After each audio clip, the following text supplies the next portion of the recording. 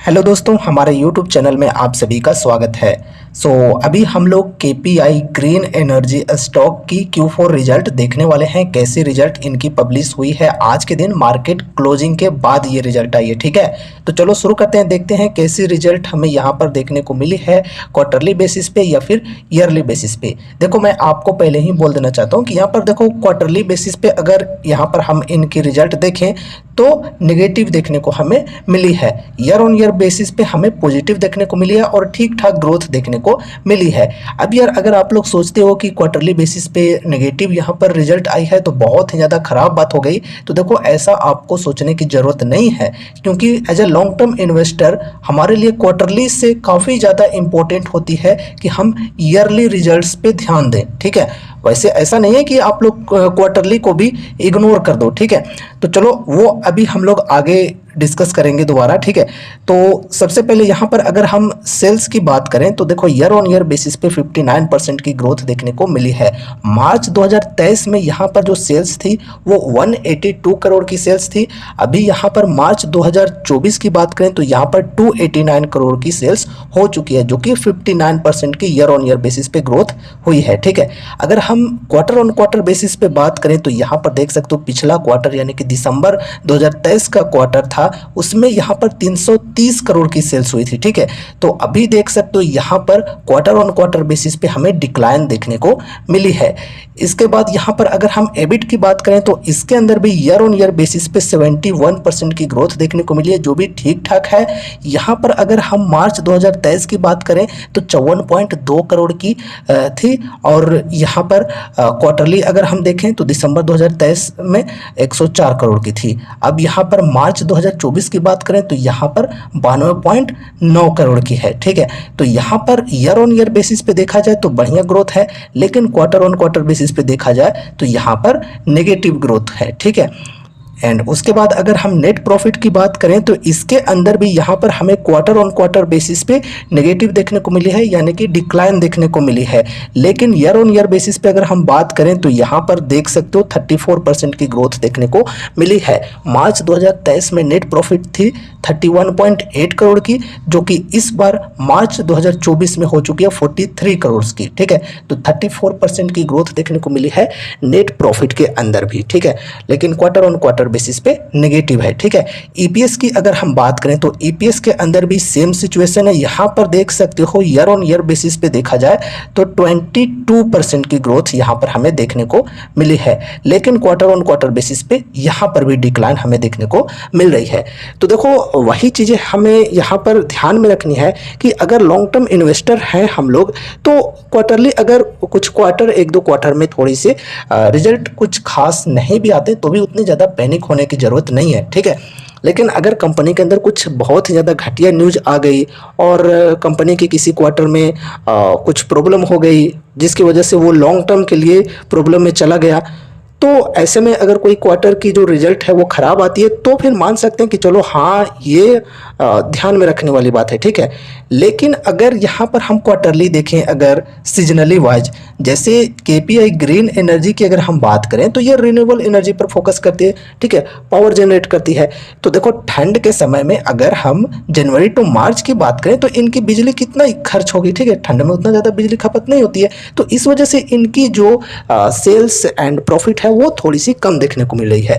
अब देखो, इसके बाद की जो क्वार्टर है, ठीक है, जो अप्रैल मई जून वाली, तो इसके अंदर देखो आपको इनकी सेल्स एंड जो प्रॉफिट है वो आपको अच्छी देखने को मिलेगी क्वार्टर ऑन क्वार्टर बेसिस पे भी। ठीक है, तो इन चीज़ों को आपको ध्यान में रखना है। जैसे यहाँ पर अगर आप वीवीएल की बात करो तो उनके जो कोल्ड ड्रिंक्स हैं वो गर्मी के सीजन में बिकेंगे। ठीक है, तो क्वार्टरली रिजल्ट वहाँ पर बढ़िया देखने को मिलेगी गर्मी वाले क्वार्टर में। ठीक है, लेकिन अगर हम ठंड वाले क्वार्टर की बात करें तो वहाँ पर घटी हुई देखने को मिलेगी। तो इन चीज़ों को आपको ध्यान में रखना होता है। ठीक है, तो उतनी ज़्यादा पैनिक होने की ज़रूरत नहीं है। बाकी देखते हैं कल मार्केट इस चीज़ को कैसे लेती है, नेगेटिवली या फिर पॉजिटिवली, या फिर मतलब रेंज में चला जाता है। ठीक है, देखो, रेंज में तो जाने का सवाल है नहीं फिलहाल, क्योंकि यार ये जो स्टॉक है इसके अंदर काफ़ी टाइम से हमें सर्किट पे सर्किट देखने को मिली है। ठीक है, और अभी कुछ दिनों से भी 5-5% की सर्किट्स डेली हमें देखने को मिल रही है, ठीक है। और इन्वेस्टर्स को यहाँ पर काफ़ी कम समय में मल्टीफोल्ड रिटर्न्स मिल चुके हैं, ठीक है। यहाँ पर अगर हम कंपनी के अंदर प्रॉफिट एंड लॉस स्टेटमेंट्स देखें तो ये भी बेहतरीन है, ठीक है। देख सकते हो यहाँ पर 102 करोड़, फिर डबल हो गया 230, फिर देख सकते हो लगभग 3 गुना 644, फिर देख सकते हो यहाँ पर 1024। कितनी बेहतरीन तरीके से सेल्स की ग्रोथ हुई है ईयरली वाइज देखा जाए तो, ठीक है। एंड उसके बाद नेट प्रॉफिट भी देखें 22, 43, 110, 162, ये भी बेहतरीन तरीके से बढ़ी है, ठीक है। और यहाँ पर अगर हम ईपीएस की बात करें तो इसमें भी देख सकते हो 4, 7, 20, 26 इस प्रकार से बढ़ी है, ठीक है। नेक्स्ट यहाँ पर हम रिटर्न्स की भी बात करे थे तो देख सकते हो यहाँ पर इन्वेस्टर्स को रिटर्न्स कितने बेहतरीन तरीके से मिले हैं, ठीक है।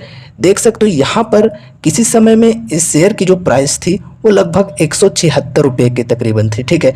और काफ़ी पुराने समय की बात यहाँ पर नहीं की जा रही है, 2022 की बात की जा रही है भाई, अभी से 2 साल पहले की बात की जा रही है, ठीक है। तो यहाँ पर देख सकते हो 2 साल में रिटर्न्स कितने बेहतरीन मिले हैं, लगभग 1100% के रिटर्न्स इन्वेस्टर्स को मिल गए हैं। अब यार कोई भाई यहाँ से बैठा हुआ होगा तो उन्हें तो बहुत बढ़िया रिटर्न मिल रही होगी, लेकिन अगर इधर भी कोई बैठा हुआ तो उसे भी बढ़िया रिटर्न मिल रही होगी, यहाँ भी कोई अगर बैठा हुआ तो उसे भी रिटर्न बढ़िया मिल रही होगी, ठीक है। सो इन्वेस्टर्स को ये रिटर्न तो काफ़ी बेहतरीन दिए हैं, ठीक है। अभी यहाँ पर अगर हम इन्वेस्टमेंट की बात करें तो देखो यार अभी कोई ऐसा सिग्नल नहीं मिल रहा है, क्योंकि अभी ये ऑल टाइम हाई पर पहुँची हुई है, ठीक है। और इन्वेस्टमेंट के मौके मिले थे पहले, ठीक है। देख सकते हो 1 मिनट यहाँ पर मैं थोड़ा सा जूम कर लेता हूँ। एंड यहाँ पर देख सकते हो पहले 1600 के लेवल पर थी, ठीक है। फिर यहाँ पर एक बार इतना बढ़ने के बाद गिरी भी थी 1215 के लेवल पर, ठीक है। अगर फ्यूचर में यहाँ पर गिरकर अगर इधर भी आ जाती है 1600 के लेवल पर तो एक बढ़िया डिस्काउंट मिल जाएगी। अगर यहाँ से अभी डिस्काउंट की बात करें तो लगभग 23-24% की डिस्काउंट अवेलेबल है। तो क्या इस रिजल्ट की वजह से इतना गिर सकती है?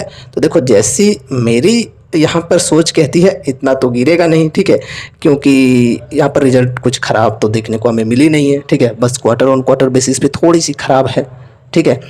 और यहाँ per year on year basis पे तो ओवरऑल पॉजिटिव ही है, ठीक है। तो गिरने के चांस काफ़ी कम है, अगर गिरेगी भी तो कुछ खास नहीं, यहाँ पर 5% से ज़्यादा तो गिर नहीं सकती आई थिंक, ठीक है। और यहाँ पर देखो अभी इन्वेस्टमेंट की बात करें तो कोई यहाँ पर चांस तो अभी देखने को नहीं मिल रही है। जैसे मैं अपनी स्ट्रेटेजी की बात कर रहा हूँ, ठीक है, कि मैं लगभग 18-20% तो खोजता ही हूँ कि कहीं पर डिस्काउंट मिले अपनी फर्स्ट किस्त लगाने के लिए, ठीक है। और यहाँ पर देखो अभी कोई खास डिस्काउंट अवेलेबल है नहीं, ठीक है, ये ऑल टाइम हाई पर पहुँची हुई है। लेकिन यहाँ पर अगर कोई चलती गाड़ी में बैठना चाहता है तो ये उनकी अपनी स्ट्रेटजी है, अपनी मर्जी है, ठीक है। अगर यहाँ पर गाड़ी में बैठने के बाद अगर स्टॉक फिर भी बढ़ जाता है 10%, 20%, 50, 100, 10 गुना हो जाता है तो भी कोई दिक्कत नहीं है, ठीक है, अच्छी बात होगी फिर। लेकिन यहाँ पर बैठना एक बहुत ही बड़ा रिस्क लेना होता है, ठीक है। सो ये रही हमारी आज की video KPI green energy stock के ऊपर, जिसमें हमने अभी काफ़ी सारी चीज़ों के ऊपर डिस्कशन किया है इनके Q4 रिजल्ट को लेकर, ठीक है। मुझे उम्मीद है कि ये वीडियो आप लोगों को जरूर से पसंद आई होगी, तो इसे लाइक करके चैनल को सब्सक्राइब कर लेना और मिलते हैं अगले नए वीडियोज़ के साथ। तब तक के लिए बाय बाय।